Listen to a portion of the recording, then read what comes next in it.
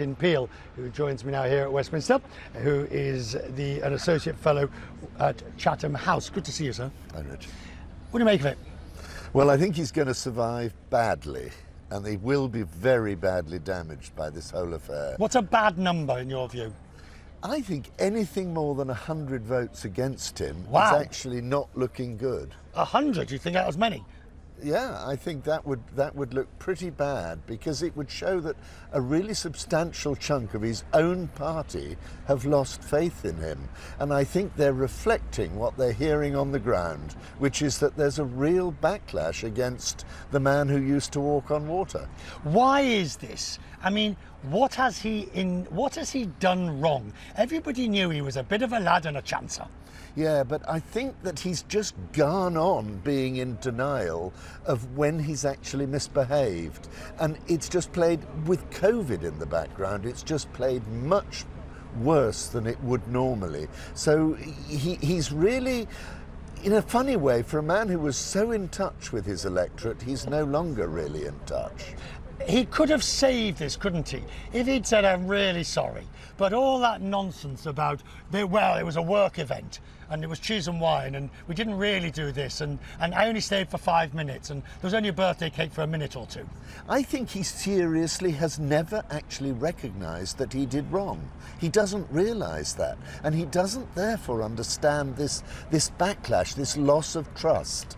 And losing trust when you're in a position like that is actually fatal. His own people have lost trust in him. But the other problem, of course, is if you look back at Boris Johnson, even in Brussels, which you will, of course, I remember him. You remember, he was a Europhile.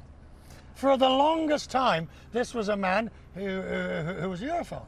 Well, up to a point, but he didn't care what he wrote as long as it was on the front page. And this is the man, this is why you shouldn't make a journalist Prime Minister. I mean, it's fatal. All he wants to be is the man who's got his byline on the front page. And then he switched sides, not switched sides, but he became ambiguous over Brexit until he saw the way it was going and he rode the Brexit bus. Absolutely, yes. And the claims of 300 million a week or whatever it was on the National Health Service. Yes, and he basically played it very cleverly in order to become Prime Minister.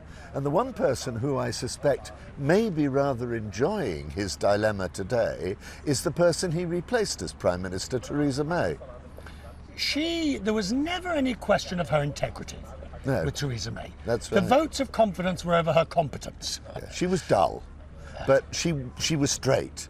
And I think people are now saying that's what we need to win back the trust of the electorate. I mean, in one way, Boris Johnson is still a very lucky man. This is happening before 2 local elections, which are going to see his party very badly punished by voters in 2 weeks' time.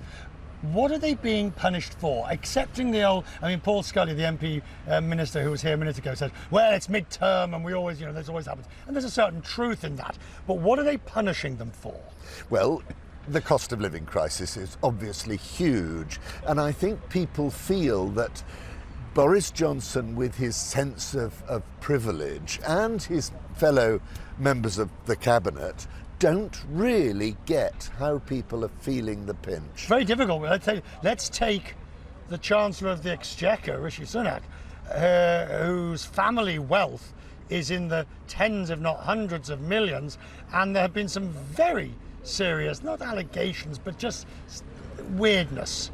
Yes, I mean, he just doesn't seem to be in touch, which is why I don't think he's any longer a really serious candidate to replace Johnson, if, as I suspect, Johnson will go before the end of the year. Oh, you think it's that soon? I think so, yeah.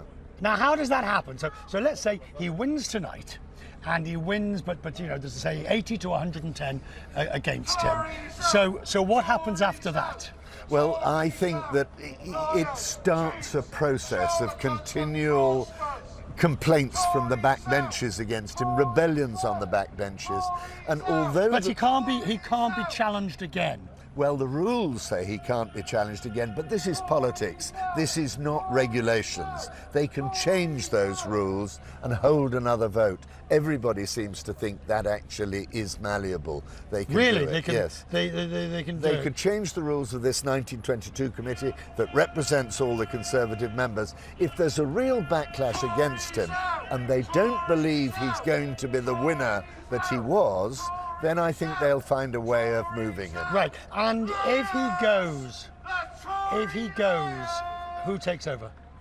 Well, that's the key question, which is one reason also that he's lucky. There's no obvious successor. I mean, there's Liz Truss, who would love the job, Foreign but Secretary. a lot of people think she's not really up to it. There's Jeremy Hunt, former Foreign Secretary and Health Secretary. Who's had several goes at it. Safe pair of hands, Right. but dull. And there's Rishi Sunak, who, as you said, is such a wealthy finance minister that he doesn't really relate to it. So who is there to replace Boris Johnson? They're in a terrible dilemma. I remember what you said. By the end of the